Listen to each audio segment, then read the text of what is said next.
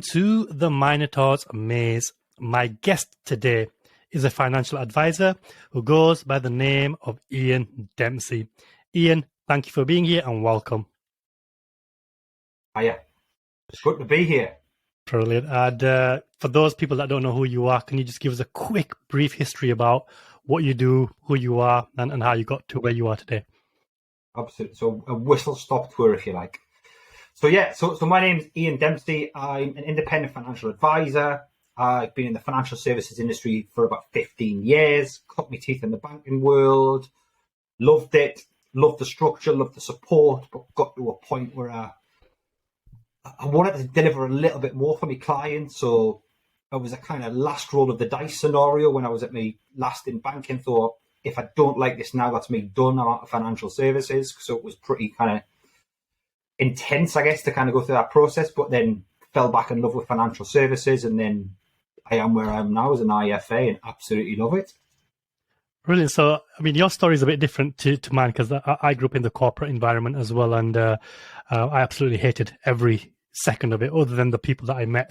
So, the theme of this podcast is based on the story of Theseus and the Minotaur, which I explained to you before. So, what I like to talk about is people's individual Minotaurs, because we've all got different Minotaurs. So, the internal Minotaur is fears, doubts, insecurities, and then the external is challenges, obstacles, whether they're relationships, financial, or whatever's happening in the world. So, although you said, you enjoyed that journey, but talk to us about some of your biggest Minotaurs or your biggest fears and challenges that you've had to go through.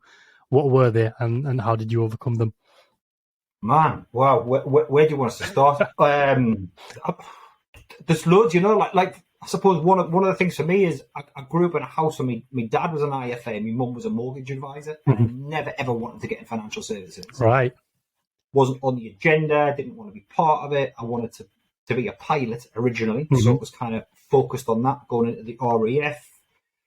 Kind of had various assessments, was going through the process, and then when I was at university, got a letter that came through that said, come and have these assessments, and I just threw it in the bin. Don't know why, but something kind of happened, something clicked, and then did a bit of call centre work, and then kind of fell into financial services and quite quickly found my feet with it and really enjoyed it. But it's one of the big things when you first kind of get started and pass these exams. It's just such a regulated and regimented and structured world. That structure I found really, really difficult to deal with. I've always kind of been a little bit of a rebel, like the school reports always said, easily distracted, could try harder, loads of potential, all that kind of stuff. So it was kind of having all this structure around us. At times I wanted to kind of rebel against it, but you can't. That's the nature of the industry, right? It's really kind of controlling for a reason, because these big players want to kind of protect the brand and make sure you're doing the right thing for your clients and you're not putting them at risk and all that kind of stuff. So the initial thing was the structure of it, but when I've kind of stepped out of the banking world, it's a little less structured.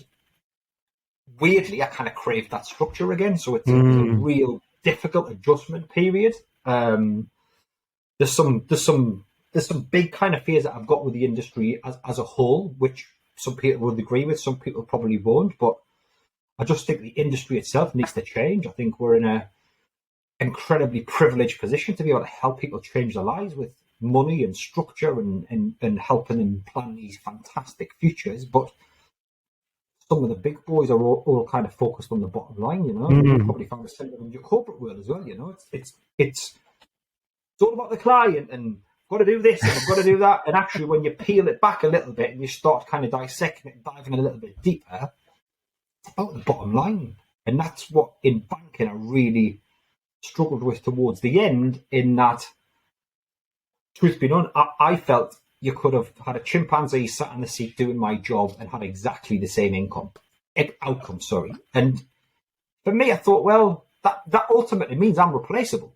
I'm replaceable at the drop of a hat and very, very quickly. But they do a great job, as you probably have in the corporate world, of convincing you on your value. And actually, this brand that you're working for is amazing. We're the best. We do this. And over time, it just feeds into you and you start thinking about it. And you kind of think, oh, yeah, it is. It's great. It's great. It's great. And you never want to leave. And then all of a sudden, when you do leave, you're like, why the God didn't I do that sooner?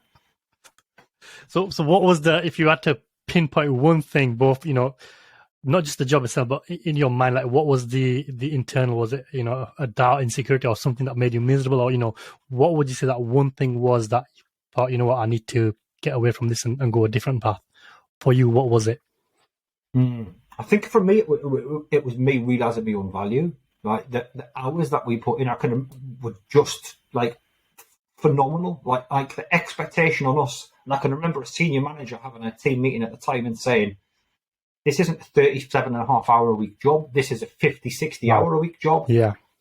And I kind of sat and thought, yeah, all right, fair enough. You get a reasonable salary and all the rest of it. And we're expected to see clients through the day and write your reports on an evening. And some of those reports take you 7, 8, 9, 10 hours to write, which is a long time. And you're eating the time with the kids, the family, exercise, whatever it is. And that time just disappears. And that, for me, really hit it on the head. And what reinforced it even further was over the next couple of weeks, I just kept a track of how many hours I was putting in. And yes, you know what, the salary was pretty good, but when you work out your hourly rate, it's not so good. It was pretty, it was pretty naff, you know. And I worked out and thought, why am I doing this for that level of pay? And that's what kind of triggered me to do it. Whereas now I've stepped out into a world where, yeah, you know, I can work 50, 60 hour weeks if I want. I don't want to, but there's times right now where I'm trying to get the business going again where I've got to do that. I don't want to do that. I want that whole work-life balance, and that kind of, as much as I hate that phrase because it doesn't really exist when you're self-employed. Yes. Yeah. I can take my kids to school. If one of them's sick, I can have a day off, you know, and that stuff, I couldn't do it. Yeah. I mean, like I'm more control of my destiny, you know. And absolutely. Like there's so much, you know, there's so much that you've already said where, you know, I could pick up a topic and go deep into it. So I suppose I'll start with, like, you know, what you said earlier, that you were a bit of a rebel. And I'm going to start there because I was the exact opposite. So, you know, you have the rebels and your rule followers. I was a rule follower to a T. Like I was even afraid to think about not following the rules, let alone being any kind of distraction. And for me, the report cards are always the opposite. Always getting praised, smashing this and that and the other. And again, that structure that you're talking about, that is important to discuss, because for me, you know, the better I did in that system, the more I became reliant on that structure. And it wasn't just school, it was in the employment system as well. So, you know, it's kind of like, you know, you're on crutches. And school is those crutches, and employment is those crutches, because you've always got somebody telling you what to do. You do it, and then you get feedback. And I've talked about this a lot on this podcast. And then when you jump into business and entrepreneurship, it's like those crutches are gone, and you're left with nothing. There's nobody there telling you what to do anymore. And when you do something, there's nobody giving you feedback anymore. So you're doubting every single thing you do. And for me, because I was such a rule follower, because I was so reliant on that structure, this new setting was a shock to the system that I couldn't handle it. And to be fair, I still struggle with it now.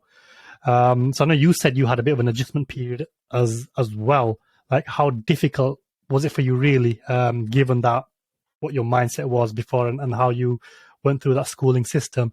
And I suppose, what did you do then to basically make those adjustments?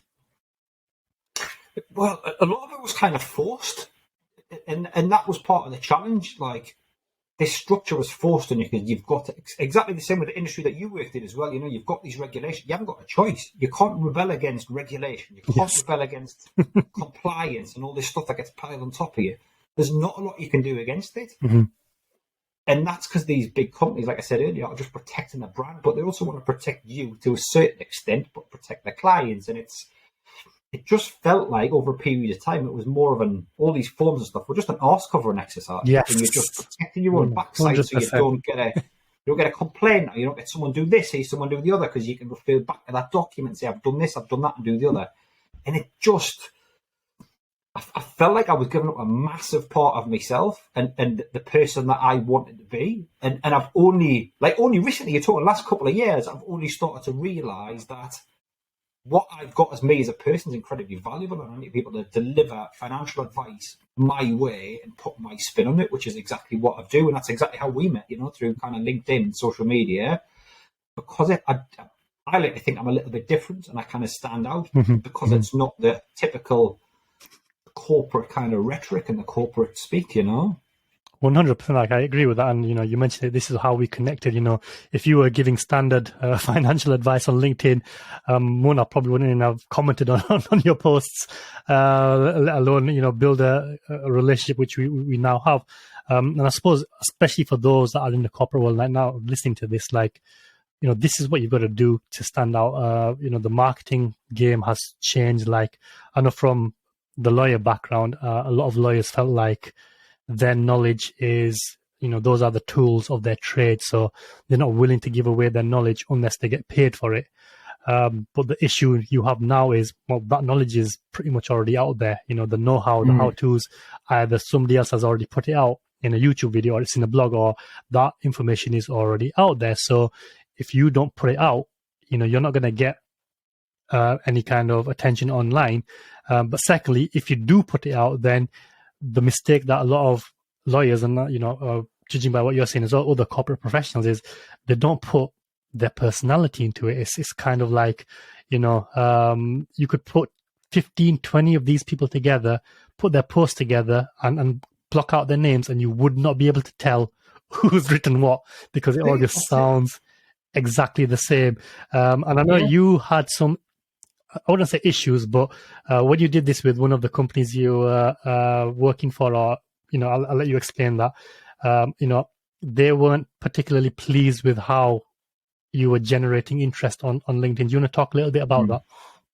Yeah, I mean, I still need to be relatively careful on what I can and can't say, but yeah, I'll certainly go into it. Like for me, LinkedIn really started to take off because I saw the potential in it a long, long time ago. Reached out to a coach that I used to kind of turbocharge the results. Spent a lot of time cultivating it, and over lockdown, we all had a lot of time on our hands, right? So for me, it was I can either sit in the office or sit in the garden drinking gin, or I can kind of figure out a way to really, I suppose, develop myself a little bit further and make myself valuable to the marketplace rather than the kind of part of this big old corporate machine. So I started kind of posting, started doing this stuff. And when I got started, it was awful. It was just the typical corporate stuff. But over time, you kind of observe and build up an audience and think, that works, this doesn't work, I need to do this, I need to try that. And you just, like someone said to me in marketing the other day, marketing is all about testing. Yes. Testing stuff, find out what works, but most importantly, find out what doesn't work and find that out quickly and get rid of it. Stop doing it or park it and come back to it. And I was doing a lot of that. And then still don't know the full picture behind it, but effectively I got kind of pulled up on a call. Shouldn't be doing this, shouldn't be doing that. The frustrating thing for me at the time was it had all been kind of cleared up beforehand. There was a lot of back and forth, and it just went on for 10 months, and it was a really, really difficult time because my lead source had just dried up like that overnight. Just couldn't use it. But I felt passionately enough about it that it was a really effective lead source, effective tool of marketing, and most importantly, effective way of, and I hate the word, personal branding, And I remember my coach, when I used it at the time, she was like, I'm not going to teach you how to get leads out of social media. I'm going to talk to you about your personal brand. And I was like, personal brand? I thought that's a load of wishy-washy nonsense, really, And I kind of didn't do anything, did nothing for like 6-7 weeks, sat on the information, didn't do anything, and then just started. And I'm still nowhere near kind of the level that I want to be, but it's getting there. And it's by injecting that personality. So I got to a point where I realised I had to find a organisation to work under that shares those values, that see what I can do as being valuable to myself as a business owner, but also to them as almost the umbrella company that I kind of back into for the compliance and systems. And that's kind of how I ended up where I am, really. Brilliant. And just so the audience listening, understand that you are an independent financial advisor, but you still work under the umbrella of another institution. Do you just want to explain that to those who are a bit confused about, you left corporate and you're still working for an institution? Yeah, I'll kind of do it in a generic kind of way because that will probably make it easier. So as an independent financial advisor, you obviously give whole of market advice. So that means I look at all of the opportunities that are out there and recommend from that list. So that's everything in the kind of UK space. Now, what you can do is you can operate employed, you can operate self-employed, and obviously employed means you're under a company's control. You've got to do it their way, which works for a lot of people. That's how I cut my teeth.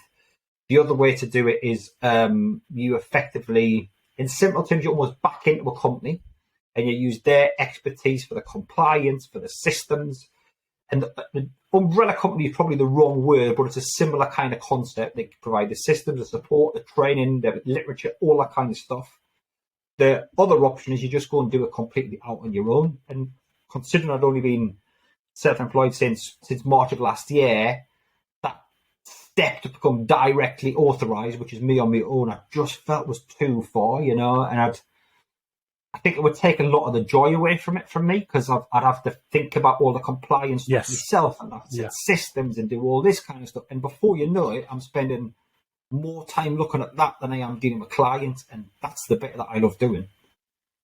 Yeah, you know, it's no, that makes a lot of sense, especially for somebody like me, because I always say running a business is hard as it is. Running a law firm is even harder because of all the compliance and the regulation, and there's so many do's and don'ts. Like I know if you're a bigger firm, you can probably get away with it, but when you're starting from scratch, like we essentially started as a 2-man band, and you've got to be careful with literally everything that you can. And you're right under the microscope at that point as well, because that's like from the regulator's perspective, that's when you're at your highest risk. Mm-hmm. Yeah, absolutely. So everything has to be absolutely spot on, and that's also the time when you're likely to make the most mistakes because you're still learning your craft. Yeah, you still don't know what you're doing, kind of thing. Yeah, because this is, it's a massive jump. Like, I'm going to go back to again my example, like the jump from being employed to starting your own kind of firm or business or whatever was so big.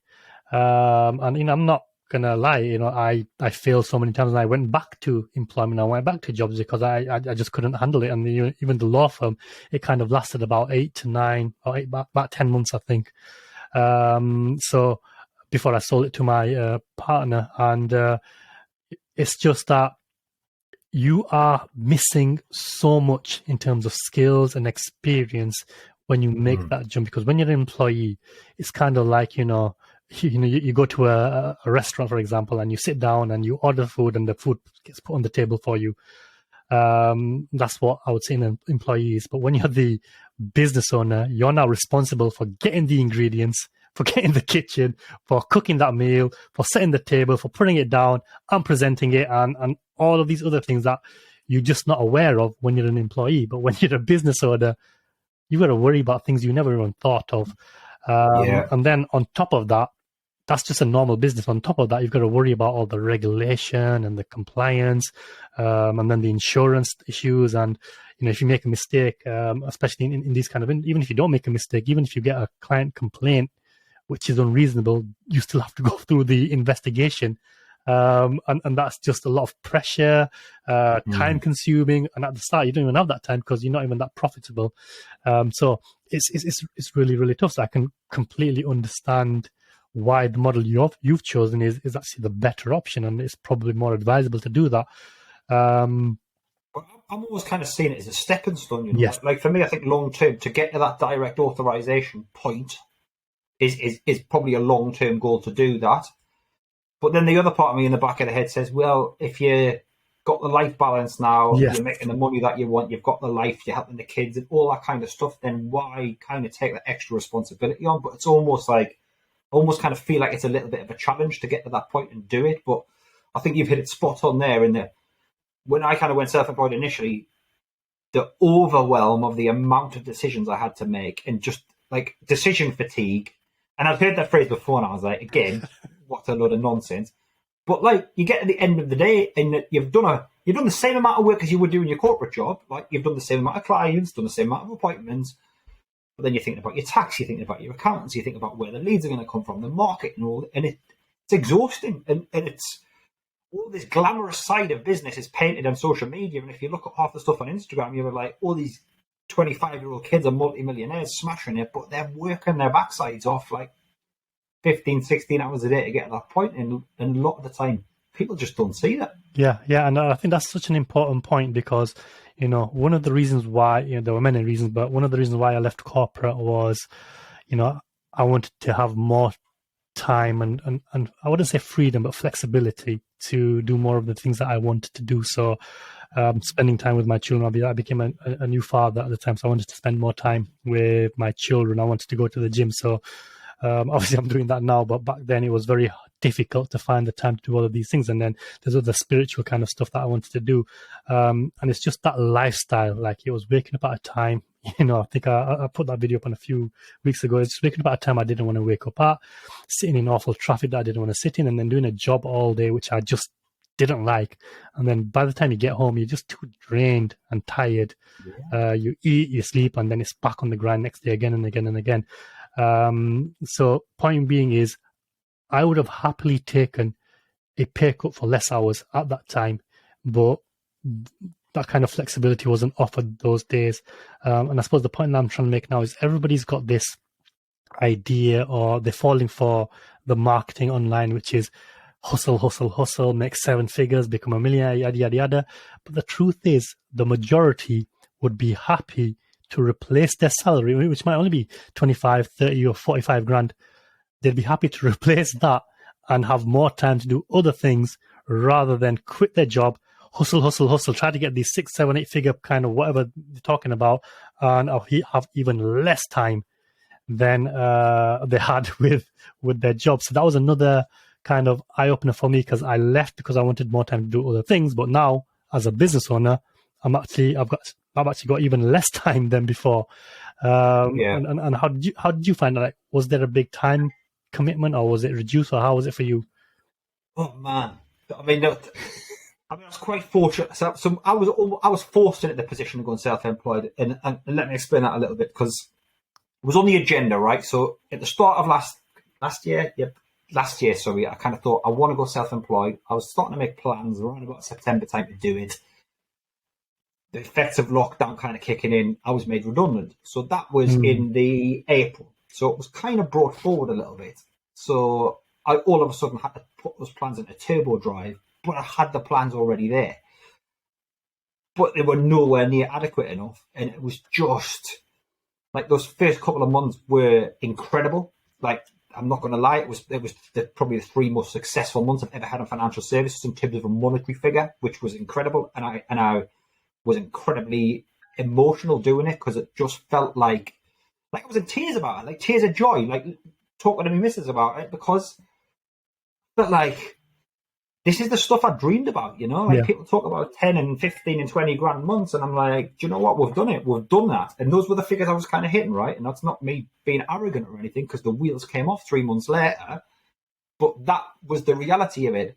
But what I didn't anticipate was the graft that had to be put in to get to that point. Like, that first 2-3 months were 7 o'clock, getting up, starting, probably working until 8-9 o'clock every night of the week, working on Saturdays, doing stuff on Sunday. And the initial kind of, and a lot of that was driven by fear, because I'm thinking, if I can't pay my mortgage at the end of this month, then what am I going to do? I haven't got a house, or I haven't got money to put petrol in the car, I haven't can't take the kids to football, all that stuff. And the fear, it was very freaking real, was just kind of battering me and said, keep going, keep going, keep going, keep going, keep going. And it got 3 months in, and all the kind of the wheels fell off for what we talked about earlier. And I almost felt relieved to a certain extent, because it meant that I didn't have to put those hours in. But what it has made me realise is that actually I'd originally, like a lot of people say, wanted to replace my salary. And I've quickly realised that that's not quite enough anymore. But at the same time, I don't want to be busting a gut at that kind of level. But it's hard. It's a hard slog to get to that point and do it, Definitely. And I think it comes down to kind of like, everybody talks about the vision board and this and that and the other, and I've done it in the past, but it is important, because what helped me was, just sitting down and saying to myself, well, look, what is the most important thing for me? Like, what kind of man do I want to become? What kind of life do I want to live? What do I want to do every day? And my non-negotiables became spending time with family, prayer, spirituality, going to the gym every day. So basically the shift that I made was, I made these things a priority, and then it was, okay, what can I find business-wise to fit in? Whereas before it was career first, and then trying to fit these things in, which never happened. And then it was business or entrepreneurship first, and then trying to fit these things in, and it never happened. And I think a huge part of that was down to, which is your speciality, budgeting, because I asked myself, well, how much is enough for me to live this lifestyle that I want to live? Well, how much is it going to cost me to spend time with my family? Nothing really. How much time is it going to spend me to pray? Nothing. Going to the gym, £30 a month. Reading my books. I've already got so many books that I haven't read. I don't need to spend anything more. So really, it's about, I need something to cover my living expenses and maybe something a bit more to just be a little bit more comfortable. And then when I basically did that budget, like what are my expenses? What am I spending on? What are my luxuries? What can I cut out kind of thing? It's like, oh, wow, I really don't need as much as I think or I thought that I needed. It's, it was just easy. Okay, if I start a business, how much do I need to make a month? So if I need to make whatever that figure is, well, if I create a program and I select for this much, how many clients do I need? It was just easy to break down that way. But that all started from figuring out the type of life that I wanted to live, doing a proper, not a business budget, but a personal, kind of budget, which was kind of the same thing, because once you're kind of self-employed doing your own thing, it's kind of the same thing. And then making decisions based on that. So I suppose this is your field, financial management and budgeting, like how important, I know we all say it's important, but what important is it really and why?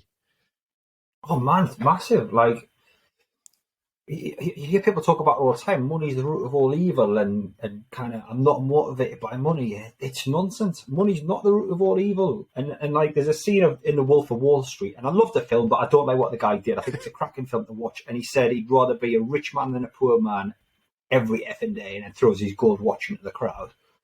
And that really resonated with me, because you kind of think, money gives you choices, money gives you things that you can do. And one of the things I really talk about clients is a lot of IFAs and financial advisors focus on the money, they focus on the numbers, but I don't.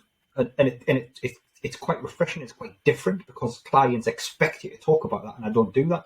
To a certain extent I do, but it's a very, very small part of the conversation. And it's going back to exactly what you said. It's the figuring out what kind of life you want, figuring what kind of life you want now, figuring what kind of life you want in 5, 10, 15, 20 years, retirement, what your kids' life's going to be like, all that great stuff. And if you can paint that picture, when you talk about the numbers just fit in. And it's almost like the last part of the puzzle. It's like building a puzzle, like a picture. And then you just put the frame around it with the numbers, job done, there you go. Thanks very much. There's your finance. Obviously, it's a lot more complicated than that. Otherwise, everybody would do it. But the principles are there, and that's really valuable to a client, to have those conversations by figuring out what you want in life. And that's difficult, right? That's really hard, because you can't tell me what you're doing in 3 weeks' time, never mind what you're going to do in 20 years' time. But if you can figure that out and start to crystallize it in a big thing, and you've probably done the same, write it down. Like, write it down in a book, write it down on a sheet of paper. Have a vision board, and I've got one like literally right there on the wall in front of me that I look at every day, because it helps. It's just crystallizing it. And if you're not writing it down and thinking about it on a regular basis, it's just a thought. That's it. There's no action attached to it.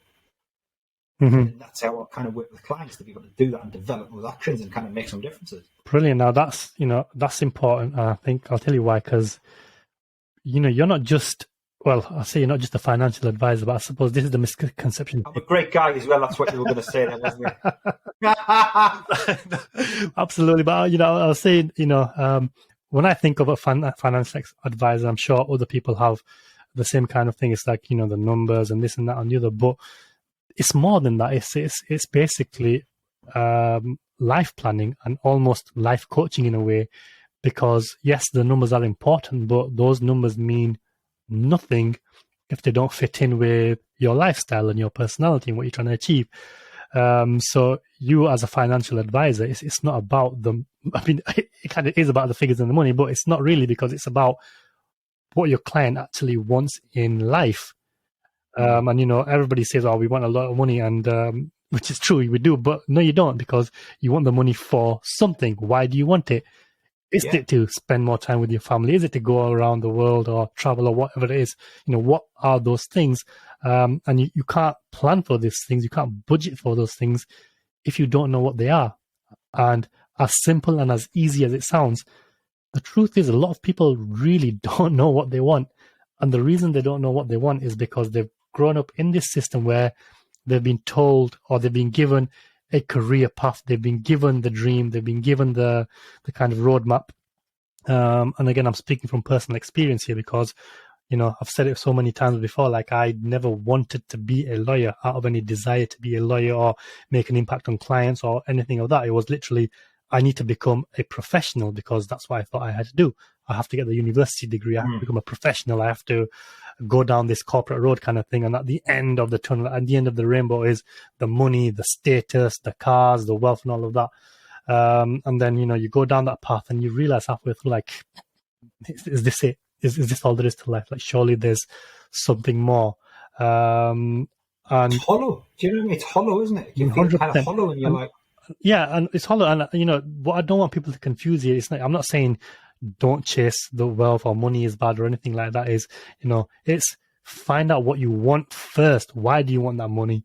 And then go and get the money that you need or want, rather than having the end goal as, I want to become a millionaire, or I want to become a rich, or get all of this and stuff. Because, you'll find that once you get there, you're empty and miserable, because now you don't know what you want to do with it, because you never figured out what you wanted to do in the first place. And you've kind of spent your whole life being conditioned by society, thinking that you want the flashy car, you want the big house, you want this and that and the other. Whereas in reality, like me, you just want to stay at home and read your books all day. Well, this is it. And I think part of the challenge is that kind of, and you've probably grown up in a similar household as that. I grew up where my dad was the provider, and my dad brought the money in, and my mum kind of looked after us as kids, and you're kind of almost conditioned to that, and you kind of have this pressure on you as a man to think that you've got to be a provider, go out and deliver this career. And like, I'm completely open about it. My first marriage collapsed, and kind of because of probably some of those pressures of me kind of wanting the next step and the next best thing, and not being able to focus on the here and now and being present, and constantly pushing my career, and it fell apart. And like, I look back on it now, and like my ex-wife would go on holiday with the kids, and I'd be sat at home revising to pass exams and stuff, which is in some ways it kind of got me to where I am now. But at what cost? What cost? Yes. You know, that is such a crucial point, because honestly, I'm going to, if you don't mind, stick on this subject, because we hear this all day long about the motivational talk. Like, you need to make sacrifices if you want to be successful. You've got to take risks and you've got to make sacrifices. But really, what sacrifices are you willing to make? Are you willing to sacrifice your family time and your mental well-being and whatever else? So these days, I mean, I suppose it's changing a little bit, but that pressure to, if you want to be really successful, you've got to make all of these sacrifices. Like, it's not working, because people are making these sacrifices. Okay, they might get to that financial goal, but it's like, at what cost? And I can't remember which movie it is. It's like, where they got the line, we won the war, but what was the cost? At what cost? What was the damage? So, I mean, if you're comfortable answering this, like, do you regret that then because of the sacrifices of what you did, or would you go back and change it, or would you say, you'd do it again? Wow. I regret putting my kids through it. Like, I regret the impact I had on them, because it destroyed them. It destroyed me. Like I was a wreck. Like, coming back home on a Monday night after work. I mean, things weren't great for a while, right? It was kind of obvious that there was a bit of a rocky road that we're going down, but I didn't expect it to kind of just end like that. I came back from work on a Monday. Kids were upstairs in the bath, kind of went to give my wife the kiss, and she kind of like turned her cheek, and I thought, that's not right. Went up, kind of helped the kids in the bath, came downstairs. She was like, we need to talk. I'm like, yeah, let's get the kids to bed first. That's it. It's done. We're over. And I'm like, okay. Said, do you want a bit of space? She's like, yeah. Packed my bags, went and lived at my mate's house for 2 weeks, and then came back after those 2 weeks, and the house was empty. Wow. Like, there was the bare bones of stuff. Like, my kids' rooms had the beds in and stuff, but all the toys were gone, all the clothes were gone, and that was horrific. Like, I wouldn't put that on anybody to go through that and experience it. And the only thing that kept me going at that point was the structure of going into work. Wow.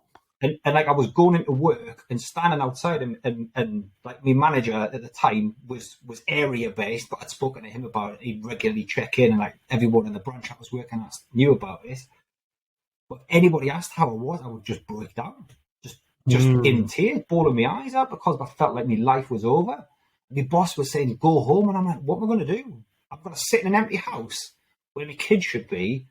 Which will make it work. Crying my eyes out, or you end up kind of thinking like some really dark and horrible thoughts, which been there and done it and kind of went through that, or you kind of turn to a bottle or you turn to something else and just to kind of get you through the day. And it was horrific. And would I change it?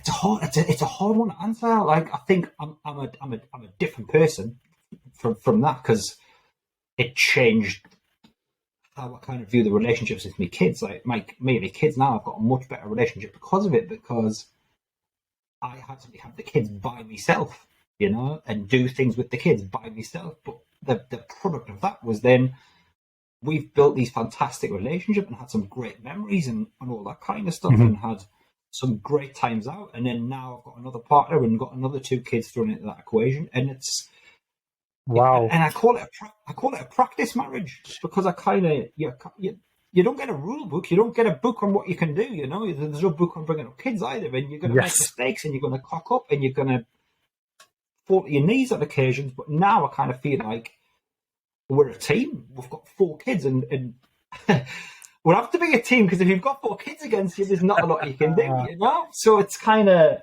I wouldn't change that part of it, because I'm a better person because of it, and I think it's got me to where I am. But to put my kids through that was awful, like horrible, and I wouldn't wish on anyone. Absolutely. Like in terms of Minotaurs, I think, you know, that's one of the worst, because when you're a parent, everything changes. This is, you know, to be honest, like I said, you know, that was the biggest reason that really made me take the step to leave corporate, because before that, I was miserable. I was kind of depressed and just unhappy and unfulfilled, but I just carried on doing it. But when I had children, it's like, I'm not prepared to miss these moments. Like, I don't want to do it. Like, you know, I can stay miserable for a certain while, but the idea that I'm going to miss out on my children's upbringing, that was kind of like the tipping point. And, you know, I got to a stage where my career was pretty much ready to take off. Like, you know, I've gone through the corporate ladder, qualified as a lawyer. Most people don't even get that far. Like, it's a very difficult process to even get that far. Opened up my own law firm. And then from there, you know, it's kind of rocket ship. But for me, it was like, no, I'm giving it all up, suck it all off and start again. I mean, that's a hell of a decision to make. But I suppose it was in anticipation of, look, family life is something I'm not willing to sacrifice. Like, you know, I'm willing to make sacrifices for them, but I'm not going to sacrifice them for them, if that kind of makes sense. Because, you know, the way we're kind of pressured, it's like, you've got to sacrifice your family, but you're doing it to be a provider for them. Well, there's no good me being a provider for them if I'm stuck in a job all day making all this money, and then they turn out to be drug addict degenerates in 5, 10, 15, 20 years time. Like, what am I providing there? So, you know, the toll it takes and the sacrifice that you have to make, you have to be 100% clear on what it is that you exactly want. And I suppose that kind of experience that you've had, you know, that puts you in an even better position to advise clients, because it's not just about the financial side and the business side. It's, you know, exactly what it feels like on the emotional side and the impact on the family kind of side and the whole lifestyle kind of thing. And I suppose, is that kind of common for financial advisors? Because, you know, if you didn't tell me this, I would have never kind of thought financial advisors would be thinking of their clients in this kind of way. So is this common, or is this something that's kind of you based on your experiences, or what? I don't think it is. I don't think it's having that emotional connection with the client, and I think a lot of that comes down to the training that you've got. Like, the reality of it should be, you should have like emotional intelligence and training. You should learn how to hold conversations, and you should learn how to listen. And this is the stuff that we're not trained. Like, in the big corporate world, in the bank, it was all about numbers. And I just remember that every bank that I kind of worked for in the past, you'd go on an induction course of 20 odd people, for example. You'd spend like 6 weeks together going through the induction course. You could guarantee by that first week, probably 2 or 3 of them have dropped out and just don't want to do it. And in every bank I've been at, after a year or 18 months, there was probably only 2 or 3 of them left, because it's just a hard job and it's all about numbers. Like, we would have to go on a conference call on a Thursday if you hadn't booked 15 appointments that week, if you hadn't hit your sales targets, you hadn't done this. And that's exactly it. It's a sales job. And it wasn't advice. You were selling. And it was sales training. Like, every monthly meeting you'd have, we're going to do a bit of sales training. We've got this guy who does this and that guy who does that. And have you thought about doing this? And that's the thing. Like, I've had sales training until I'm coming out of my ears, and I'd like to think I could walk into a sales job and do it reasonably well. But what I wanted to do was be able to give advice exceptionally well. And that starts with listening. And being able to listen to a client and really dig in to kind of, almost like what you're doing now, to kind of dig in under the surface and get under the superficial layer and get into the root cause of things. And some people do it, a lot of people don't, and that's why, like, a lot of the industry can feel really transactional. You sit down, you go through a process, you get some documents at the end, there's a bill for a fee, there you go, you've got a pension. And that's how it's always been. And a lot of clients don't know any different. And when we sit down and go through the process that I go through with people, it feels very different. And it's a lot of it is that listening thing. And again, I don't get it right all the time, because when I start getting excited, I just want to kind of jump in and start talking about stuff. And that's been really hard.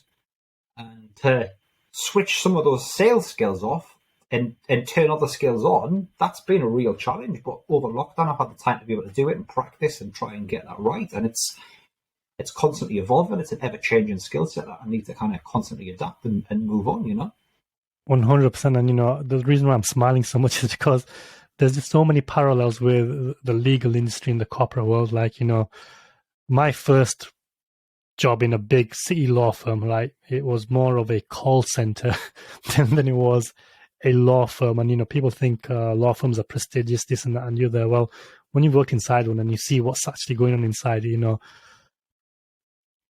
it's kind of like, firstly, it breaks your own kind of perception of what it means to be a law firm and a lawyer. So I never think of my title or status of lawyer as important externally, because I know what goes on inside of these firms. And I've spoken to people who've got these positions, and if you got to know them, you'd be like, what? Not to say that there are some skilled lawyers, because there are some fantastic lawyers, and they're fantastic at what they do, and they're fantastic at building, personal kind of relationships and that. But the majority is just a tick box exercises. You're going in, KPIs, hit your targets, spreadsheet after spreadsheet, and then you get all the spiel about, we're client focused and we care about the clients. No, you don't. You just care about not getting a complaint. So you do the kind of bare minimum for them to get past the, don't get a complaint part. But then if there is a complaint, then, you come down on your staff members. Now, even if the client's been particularly difficult and the client's a problem, what I hated about corporate world is they never had your back as an employee. They would always stick with the client. If the client did something wrong, and complained, they'd come after you. Like, what have you not done? Why haven't you done this and that and the other? And it's like, what more do you want me to do here, and then you're expected to, like, service 200, 300, 400 files. That's 200, 300, 400 clients. Like, how much updates can you give them? How can you keep servicing them? Because you're not really bothered about the client satisfaction. You're bothered about the bottom line and the KPIs and all of these other metrics. And that whole environment was just suffocating for me. And what I hated, or what made me bitter, I would say, so this was an internal problem I had, is no matter how hard you worked, or the harder you worked, the more you got punished. And by that I mean, once you proved that you were capable, all the difficult files came to you, all the problem files came to you, all the headache clients came to you, but you're still getting paid the same as everybody else. In some cases, other people are getting paid more than you. And then, that bitterness and resentment builds up. And back then I didn't have confidence or self-esteem, or, I was afraid to speak. So I never took it up with anyone. I never called for any meetings, or I never raised my voice. It was just like internal. And that just added to the misery and the stress and the anxiety, which is probably why the whole thing was such a bad experience. but it's just that environment. Once you're in, you feel kind of trapped, and you don't learn the skills that you need to learn, which is how to actually deal with clients on a more personal kind of level. And this comes down to communication skills. You just don't learn the relevant communication skills because it's more kind of transactional and what you think is professional, meaning you have to kind of speak a certain way, dress a certain way, behave a certain way. Whereas what clients actually need is somebody who listens to them and somebody who feels like they're being listened to. And we spoke about this last time. So, I think you said that since you stopped wearing suits and talking all financial advisory, whatever, you've had a lot better response and results with clients. You just want to talk a little bit about that? Yeah, huge. Like for me, it was kind of. I mean, don't get us wrong. I loved wearing a suit, but over lockdown, I thought I'm sat in the office. I'm not going to wear a suit. I'm just going to sit in my t-shirt, kind of have these conversations like we are now, virtually. Even the kind of local clients, I couldn't go and see them, so it had to be all done virtually. And they just got used to seeing me in a t-shirt and a pair of jeans because that's how I was doing stuff. And I just thought, I'm going to continue with this and just see what happens. So when the world kind of opened up, I just went round in a t-shirt and a pair of jeans and a pair of shoes. And there was the tangible difference in how the clients responded.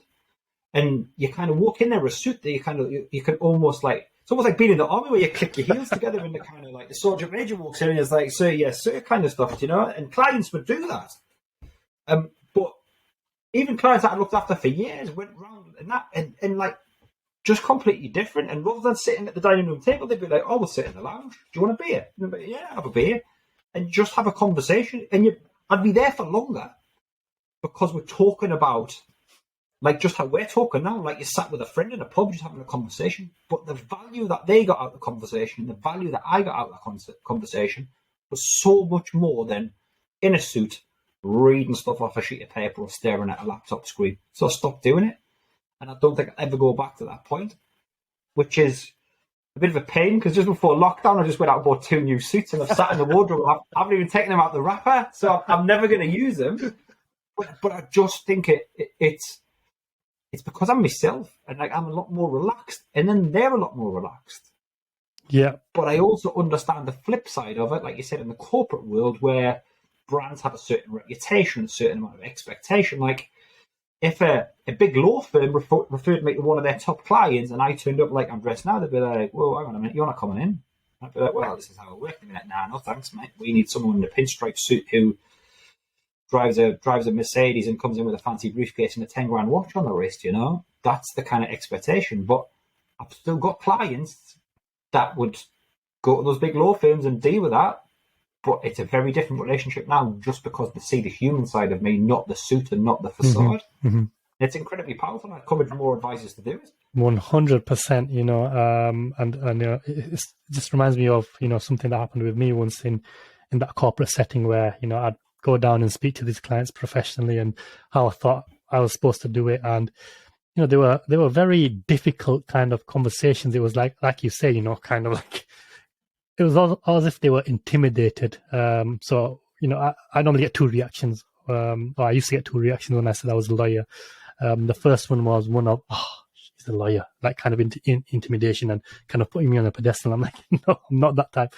Or the second reaction was, "You're a lawyer. What's special about you?" It was either one or the other. There was something in between. But, I'm seeing this client and I'm just getting 1 word or 2 word kind of answers and very little kind of communication. And I'm thinking, what is wrong with this guy? Like, he's got an attitude problem. Like, obviously, I'm not saying this to him, but this is what I'm thinking, right? But now, looking back at it, he's probably thinking the exact same thing about me. But, I've seen him enough times now. And just one day, my professional kind of stance slips. I slip up and I just greet him with, "What you saying, bro? What's happening?" Basically, kind of street kind of language.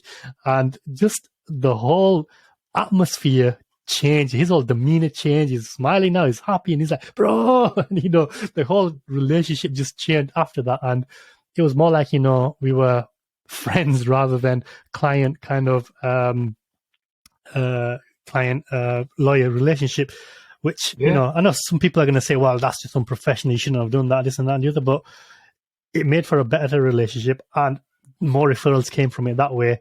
And I know it's not everyone's cup of tea, but I think the whole world is changing now, and this is one of the impacts of social media as well, and working from home and all of that, and just a generational shift as well. So I think, most of us have grown up at a time where, especially because of the 2008 crash, so we don't trust bankers. I mean, I know you're a banker, so it's difficult to say that, but we don't trust the bankers, we don't trust the governments, we don't trust the institutions. They've let us down, they've lied, and kind of like that whole corporate world is now given this perception that it's greedy, it's about money, it's about nothing else, the bottom line. Whereas this generation is like, look, we'd rather be ourselves than trying to fit in this corporate box that, we don't want to be in. So I think there's that generational shift as well. And because of the internet as well, that more people are appreciating the personal, the personal brand. This is what it is. This is what the personal brand is. It's more the personality that you have, you showcasing yourself. And again, it's because of the personality that you showed in your videos, which is what made me connect with you. And I'm sure that's what's making clients connect with you on LinkedIn. And, I think LinkedIn is now your main source of kind of clients and income. So yeah. This is how important that personal brand kind of thing is. And I've got so many people in the corporate world still on my LinkedIn profile that will be listening to this and thinking, I would never do that. But do you want to explain maybe some of the results that you're getting with this approach, with lead generation? Absolutely. Yeah, I mean, the first thing, like I said at the start, like those 20, 15, 20 grand months, those first 3 months were a direct result of me being myself, those kind of figures. And I'm attracting the right kind of client for a start, and I'm in control of that because my kind of people, view my stuff on LinkedIn and get in contact with me and just be like, actually, do you know what? I could probably go and have a beer with him down the pub, but I want to talk to him about my money. And that's a big thing for me. And I've got the control back over the type of clients that I take on as well. Like back in the corporate world, like you said, when you get all those lump of files handed on your desk, you've got to treat every client exactly the same. It's the same in banking as well. Now, if I had a portfolio of, say, 400, 500 clients in a bank, if I could pick which ones I'd look after and moving forward, because of the type of people I want to work with, there'd probably be a fifth of that portfolio. But I had to look after all of them exactly the same because I'm ultimately feathering someone else's nest. And when you're working for a big corporate, it's the shareholders and the management team that you're kind of doing. Whereas now I'm in total control over it. But it's hard to take the shackles of that corporate stuff off. Like I was doing the typical, I'll talk about the FTSE and I'll talk about this and I'll talk about what's happening in the stock markets and all this technical jargon, and you'd get a little bit of interaction for it, but it was just crap. And I look back at it now and cringe about it because but the other part of it is like you kind of grow up with Facebook and Instagram and you're kind of like, well, what am I going to do? Take a picture of me bacon sandwich I've just had for breakfast and kind of like have a duck pout and kind of vibing and thriving vibes, you know what I mean? But at the same time, why not? If that's you and that's what you like, then so what? You'll eventually find the right kind of people, as long as you're not being like ridiculously offensive, rude, and kind of disparaging to people. Then actually let the real you come out, and that's where the magic happens. But on the challenge of that is like the big corporates, they don't really want that because they can't control that. Because if all these clients are coming to you as you for your personal brand, if you leave, then all those clients are going with you. You know, so if they can have some kind of degree of control over that to say, well, yeah, you can do that, but you need to make sure you've got a uniform on, you need to make sure your name badge is on, you need to make sure it's done in the right office, and we need to edit it, we need to control it, we need to approve it. That isn't personal branding. That's branding the business. It's not your kind of stuff. But like personal branding, there are hundreds of thousands of experts out there telling you how to do it, and a lot of it is just finding your own way and like look at people that are doing what you're doing, that are 3, 4, 5 steps ahead of you. Find out how they're doing it.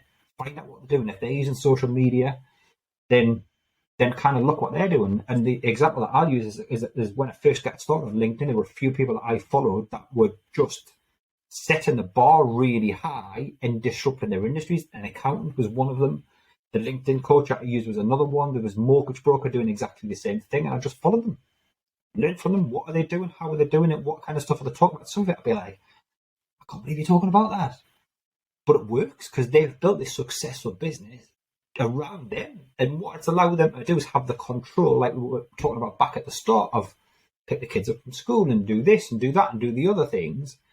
And because I've learned from them and kind of not copied and pasted, because the personal brand is you've got to do it your own way, but effectively done that. Done similar things, similar posts, followed what they do. And then over time, you're building a reputation up. And actually, now I work with those people. Like the accountant that I kind of met refers me clients. The LinkedIn coach that I used, she's a client. I'm still a client of hers. The mortgage broker refers me clients as well, just by interacting. And so that's the power of this network. Mm-hmm. But you kind of, one of the dangers without using LinkedIn, you get the old spam messages. And you must get them as well. Like, I am such and such, I'll do you a great job on this. You're like, really? Is that what you want to do? And the analogy I use is like walking into a networking event and going, I'm your Dempsey, I'm an independent financial advisor, come and see me for pensions, investments and all the rest of it. I'm the cheapest, but I'm the best. Thanks very much. Who wants some? You know? And that's what these people are doing on social media. They're doing this kind of stuff. And it doesn't work. In my opinion, it doesn't work. Like, I'll be proved wrong. Somebody says, actually, that does work and this is the way to do it. Fair enough. It doesn't work. No, I mean, no, because basically the analogy I use most was, is if somebody's posting online and you don't engage and then you go to their private message, right? It's akin to going to a networking party, saying nothing to them in the main hall, following them to the bathroom and saying, you want to be my friend? It's like, Yes. engage with them on the main profile first and then build a relationship rather than going straight for the kind of sale. But I suppose the issue with that is, a lot of these are just automated messages and they're working on volume. So, it works, I say in quotes, because of the volume that they're probably sending it at, but at some point you're going to get banned or you're going to get burnt out anyway. It's a digital version of direct mail, isn't it? Yeah. That's the thing. Like all the letters you get through the thing. I understand it because it's cheap and you can automate that. But yeah, no, I mean, obviously the best relationships you build are obviously those that take time now.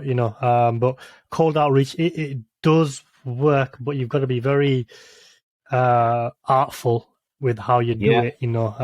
There's a way to say hello. There's a way to basically have a line which is specific to the person you're speaking to. There's a way to get directly to the point, and then a call to action. So you've got to do all of those things within 3 or 4 or 5 lines. Whereas what most people are doing today is just one, buy my thing, or they're trying to start up a conversation. Hi, how are you? Like, nobody's got time for conversations on that's it. DM. You can see them coming a mile off the client. It's the thing, you get the message and you're just like, He's setting you. How are you? And I'm like, oh, here we go. Next one's a pitch. Yeah, I'm great, thanks. Had a lovely day out in the sunshine with the kids. Bang. Do you want to buy a copy? Do you want to buy a photocopy? Or do you want to buy? And I'm like, I mean, some of them just don't do the research on it. Like, I've got a couple in the past few weeks. It's like what they don't get is like, I would respect you more if you send me that first message saying, hi, picked out something specific about me and then told me what you wanted, right? Then I can make the decision saying yes or no, rather than you trying to spark up this conversation, which, hi, how are you? Like, no, man, it doesn't work like that on the internet. Just stop doing it.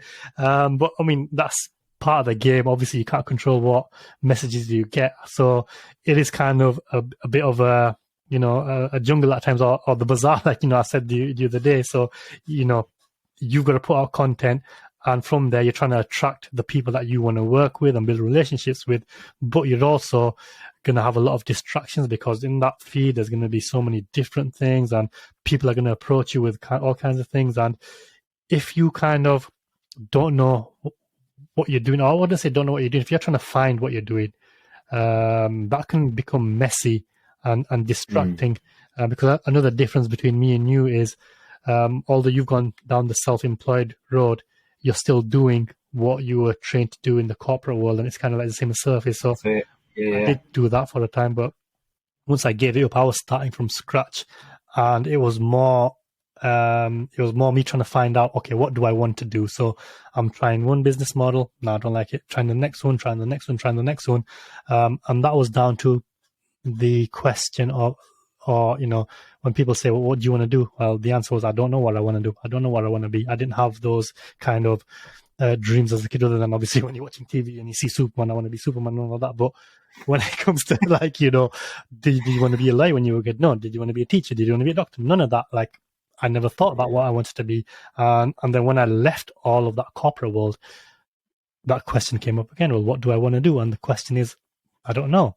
So the only way to find out was to basically go through this painful process of elimination, starting something, giving it up, starting something, giving it up. And then the point that I'm trying to make about the feed is you'll see something on the feed and think, okay, if you don't know what you want to do, you'll see something on your feed and they call it shiny object syndrome. And it's like, oh, maybe I should be doing that instead. So then you start looking into that and then you're going round and round. And I suppose the good thing about that is through that process of elimination and through that pain and basically having to develop different skills, that's how I've arrived at where I am today. So I had to conquer my fear of speaking, basically, putting myself out there, develop my communication skills. And well, that's what I'm trying to help other people do now, because I know how difficult that journey is.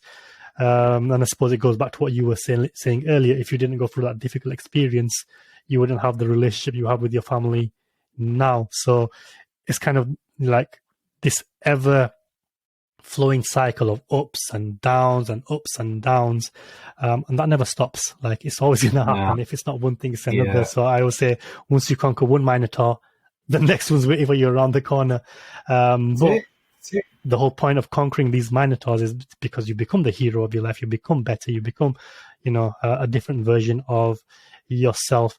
And social media does help you with that. At the same time, it can sink you as well. And I suppose this is the danger. So, like, obviously you're getting success with social media, but has it always been that way, or do you still kind of get lost with it? Or, what is your feeling about social media?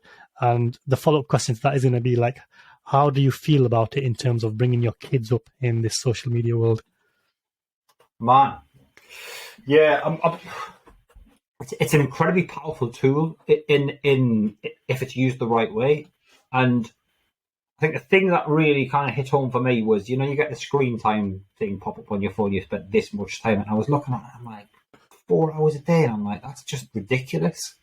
Wow. And I kind of just got the cogs whirring, and I'm thinking, well, is there a way I can monetize that so I can use that to start making money? And what does that look like? Is that going to be an online business, e-commerce, or whatever? But then it was, back in a previous job, we had somebody come into the practice I was in and talk about LinkedIn. And we had a whole week of LinkedIn training. Came in with a massive folder like this thick. This is the stuff you need to work through. There were 6 advisors doing it at the time. And this guy kind of stood up and he ran a publishing firm. But he's like, his whole premise on the whole thing was like, I'm a couple of steps ahead of you. So I don't know all the answers, but I'm a couple of steps ahead. Spent a week doing it. And with the greatest respect to him, it was just a little bit crap. It wasn't quite the polished, finished thing. So consequently, everybody else in the group just switched off, didn't want to do it anymore. But then I kind of was doing everything that I was supposed to and started to see that this actually makes a bit of sense. So I used an external coach who kind of took me from level 1 to level 2, and then started posting regularly and doing all that stuff. But again, they were still kind of going through their learning curve and all the rest of it. And then it just stopped, took a back seat, and then over lockdown kicked it up again.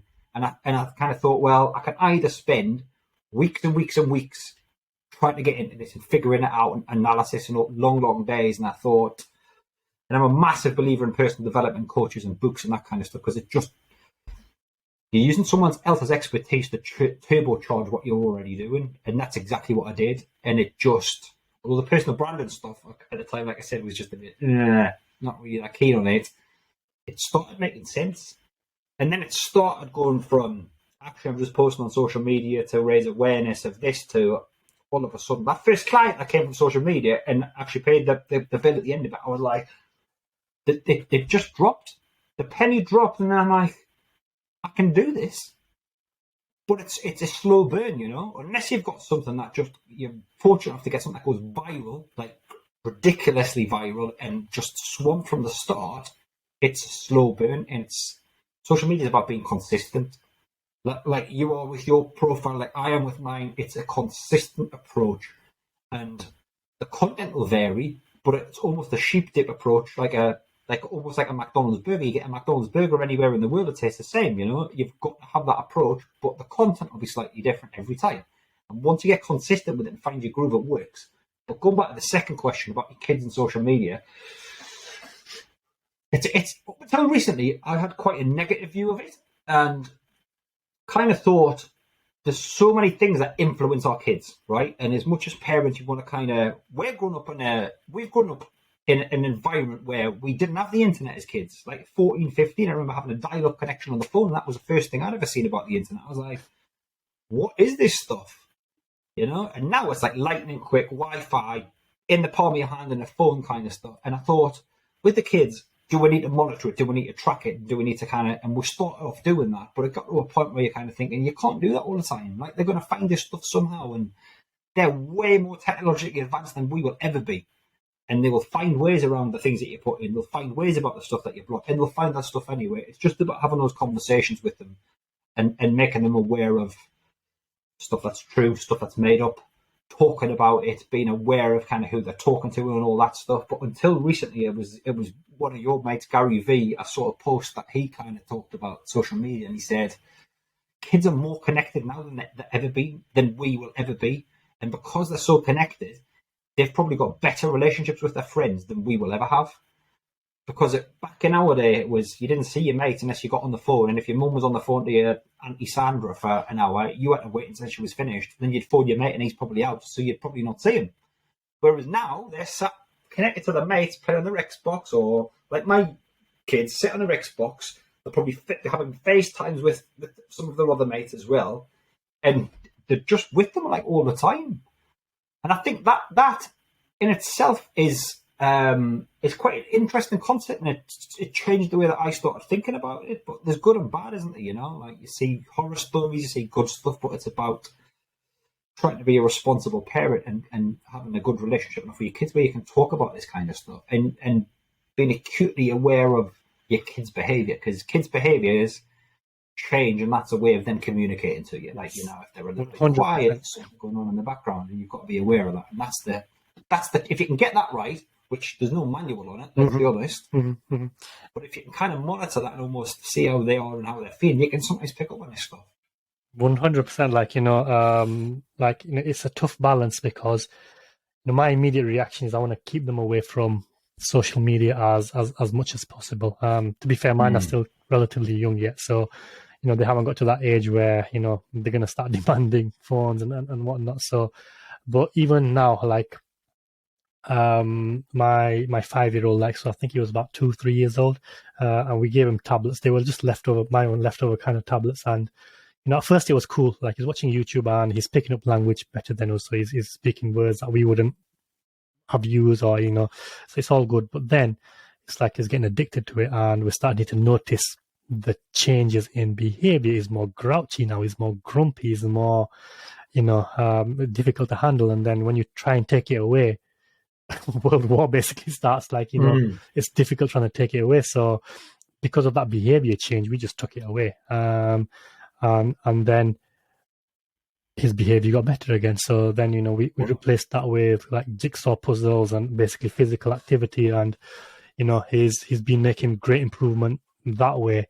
And we have other like nephews and nieces who 10, 12, 15 years old, and they can't do a jigsaw puzzle because they've never sat down and done them, because they've always been connected or whatever it is.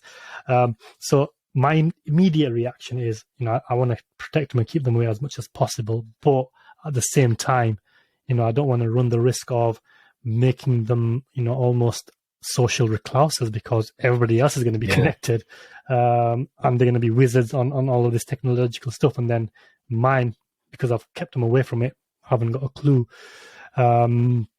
And you're right, you can try and protect them as much as you want, but they're going to find ways around it. And like, even I watch some of this children's content that's made specifically for kids. I'm like, that just doesn't even sound right. Like, it just, I feel uncomfortable listening to it at this age, let alone what's happening on in the minds of them. And it's just the other worry that I have is, yes, they are now safer by being at home and being connected to other people.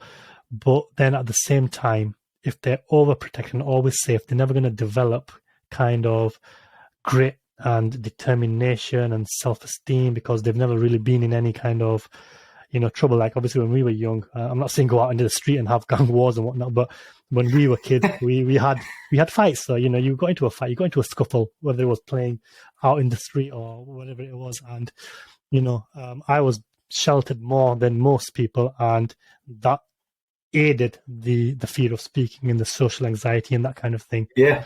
So it's trying to find that tough balance. I suppose what I'm doing with mine is I'm sending them out to martial arts classes and football classes, and I don't mind when he gets roughed up. Like somebody just tripped him up the other day on purpose, and people are like, well, why are you happy about that? I'm like, I'm happy about that because it's giving him an experience of what the world can be like. It's going to be a rough and tough world out there. It's not this always safe kind of environment, and then you're going to have to learn how to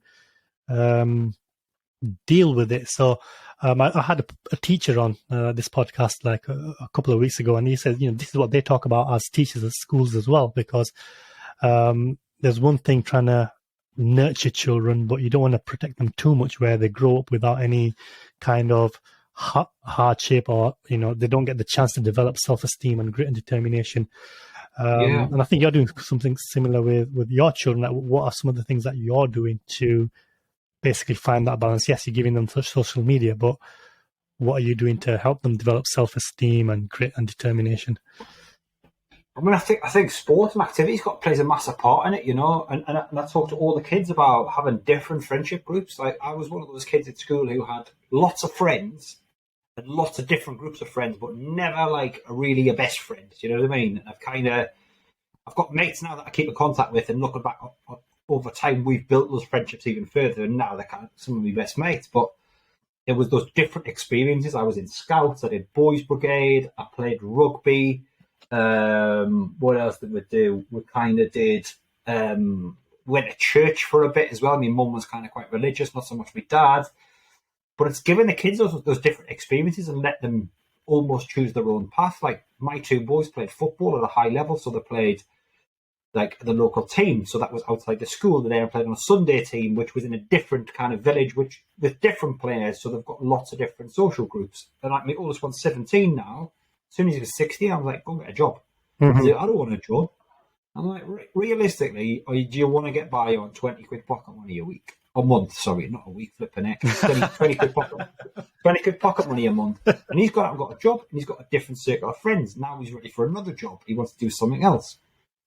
And my youngest one, who's 2 years younger, has seen that. And he has applied for a job at 14 and got a job as a pot washer in a kitchen. Brilliant. And he's out grafting like on a Saturday and a Sunday, and he's got this money in, which is allowing him to do other things and build those experiences with his mates. Like, he goes on social media all the time, but it doesn't stop them going out. And we are now pushing them out. Like, youngest one, she goes to dance classes and brilliant trampoline club and all these other things. And it's the balance, isn't it? And you're never going to get it right, are you? Like, 1 week it'll just be like social media and technology, and the next week they won't even touch it, and it'll be like they're out all the time and they're never in. It's giving them those experiences and doing other things with them and trying to get them out and showing them stuff. Like, we've got two dogs, and over lockdown were great because we're all going for a dog walk, take the dogs out for a walk. Give them a list of, like, we've got a list of chores that they've got to do every week or they don't get their pocket money. It's giving them that discipline to be able to say, well, do you know what? When you're older, you're going to know how to clean a bath. They hate it. They absolutely hate it. But they know how to clean a bathroom, load a dishwasher, do all this kind of stuff, and just hard because, like you say, you can read books on it, but until you kind of go through it yourself, absolutely. And you make the mistakes with your oldest one. Like I was talking to my oldest one, Jack, the other day about it, and I'm like, "You're the oldest one of 4." Like I said, and that sometimes is hard, and we probably don't give you enough credit for that because what you're doing is setting the trail for the other 3. So, but what you also need to remember is that you're conscious of that, and naturally they're looking at you like they're heroes, so to speak, and they're looking at what you're doing and thinking, oh, well, we can do that, and I'm going to do this, and I'm going to do the other. Wonderful, brilliant. Like, so much great insight there. And I'm conscious of the time because that hour has flown again. Man, yeah, hasn't it just flipping it? Wow. So just to basically close up then, following on from that, like, yes, we need to do more activities for our children, but a lot of people are going to feel like, well, a lot of these activities cost money. And I suppose a great Minotaur where pretty much everybody is facing right now is the financial one because of the economy and because of the circumstances and what's happening around the world. So just to close up, like, what advice would you give to these people, like, in terms of the finances that are struggling with their finances right now? How can they deal with this Minotaur? Well, big thing. But this is conversations I've had with a lot of clients, like even people with loads of money and people with not a lot of money. It's a very similar kind of process, and it's pretty simple. Try and put every pound to work. So whatever you've got coming in every month, look at where that pound goes and look at what it's doing. Like if you're in a position at the end of the month where you're in your last week before you get paid and you've got nothing in the bank account, but you're buying a Costa, you're getting a takeaway, you've got a pub and all that kind of stuff. Figure out what that looks like. And the really powerful thing that I get someone to look at is, let's say, for example, you spend 30, 40 quid a month on takeaways, right? Work that out over a year. So what is that over a year? How much you spend on takeaways a year? If you live for the next 30 years, what does that look like? And then you also start thinking about, well, what's the opportunity cost of that? So if I had 30, 40 quid a month that I put into an investment, and hypothetically speaking, I got a return of 5%, which obviously isn't guaranteed, and changes, it can go up and down. But what does that look like? And all of a sudden, people start to see those numbers as not 40 quid, but they're starting to see it as 400 quid, 4 grand, 40 grand. And that is incredibly powerful. A budget plan. So go through, and it's dead simple. Just get a sheet of paper of A4, line down the middle. On the left-hand side of it, write down all your essentials. Mortgage, rent, gas, electricity, food bill, all the stuff that you need to survive, not what you need to thrive, just to survive. On the right-hand side, all the other stuff. And start looking at where you can knock money off. And there might be stuff you can, there might be stuff you can't. But pound here, pound there, all of a sudden that's a tenner. If you can save a tenner, then next month you can probably save 20 quid, 30 quid, 40 quid. And a lot of companies out there, big corporates again, they're getting a bit of a bashing on this one. They rely on you not changing. Like your car insurance, your home insurance, your gas and electricity, your bank account. All of these companies profit on inertia because we get the renewal in and we just think, we'll just renew it. Do your research, look at it.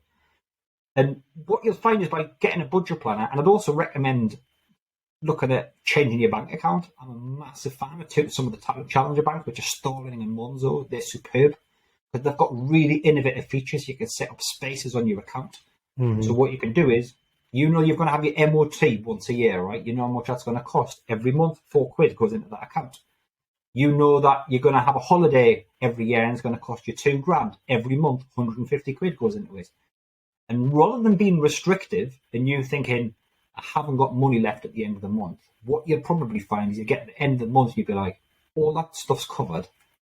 This is fun money. I can do what I want. Or that's investment money. Or that's I can do whatever.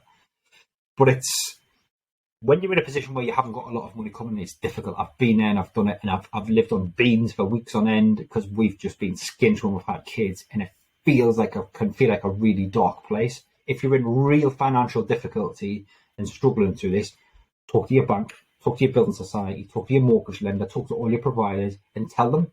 The worst thing you can do is bury your head in the sand. By burying your head in the sand, like an ostrich, you're putting yourself in a position where they're going to come and knock on the door and start causing problems. And by that point, that problem has become bigger, and it becomes bigger and bigger and bigger. If you can't afford to pay your bills this month, phone the companies, explain them what's happening. They don't want to put you under unnecessarily financial pressure because those companies are also kind of got responsibilities for you as a client and a customer to make sure you're okay. And there's a big thing about corporate responsibility and all that kind of stuff. They want to make sure you can afford to pay your bills. And if they can come up with a payment plan that means it's going to give you a little bit of breathing space, they'll do it. And I'll use the example of a credit card. Like, for example, you've got 10 grand on a credit card that you can't pay this month, and you're probably not going to be able to pay for the next 3 to 4 months. Phone that company up and have a conversation with them. Just say, look, I'm in some difficulty. What can I do? And they might turn around and say, well, what can you afford? And there might be 2 quid a month. But it's still paying something towards that balance. They might cancel the interest for 6 months. They might put the interest on the credit card and refer it back. If you miss that payment and you don't make those payments for 6 months, there's 10 grand on that card plus all the interest rolled up. Let's say it rolls up to 11 grand. If after 6 months they can't get you to pay that, they'll settle that debt. So they will sell that 11 grand to a debt collection agency, and they'll probably sell that 11 grand for 7. So they've already lost money on it. So they don't want to do that. They don't want you to get in difficulty in the first place. So get your heads together and work out a solution. That's one of the most important things you can do, because it costs them to sell it on. And I got myself in a right mess when I was at university financially. Credit cards, loans, all the rest of it. And had defaults, county court judgments, the whole lot. I got myself in a real state of affairs, which was hard. It was really hard. So I've done it. I've been there firsthand and managed to claw my way out of it. Put your hands up, ask for help. There's some amazing charities out there. Citizens Advice are great. You might find financial advisors out there that will have a conversation with you. If you're struggling, reach out to me on the socials. I'm happy to have conversations with anybody to try and help, because money doesn't need to be confusing. Money doesn't need to be difficult. But what you sometimes need is someone to take the emotions out of it, look at it black and white and say, you're doing that wrong. You should be doing this. You should be doing that. And all of a sudden, penny drops and it starts to make sense. But trying to do it on your own sometimes is just too difficult. Brilliant. That is fantastic. Great way to end. Thank you for being here. It's been an absolute pleasure again. I know we had a conversation last week, which was off air. This time we've got it recorded. So before we close up then, who is your ideal client and how can people get in touch with you? Yeah, dead simple. I tend to look after business owners, company directors. They are my ideal client, but as I said, I'll have conversations with anybody around money to try and help them make better financial decisions. The thing about money is you need to have clarity, and you can't get that yourself sometimes when you've got emotions involved. Simple way for me to get in contact: look me up on LinkedIn, Ian Dempsey. I'm there. Put me in, find me, send me a message if you need to, and I'm happy to help you kind of make some sense of what can feel like quite a emotive and difficult subject. Brilliant. And I will leave a link to his profile, Ian's profile, in the comments below. So once again, Ian, thank you for being here. It's been a real pleasure. As for the viewer, hope you enjoyed the episode. If you did, drop any comments below, like what did you find most valuable from this episode. Don't forget to hit the subscribe button, and I will see you in the next episode. Take care now. Bye-bye.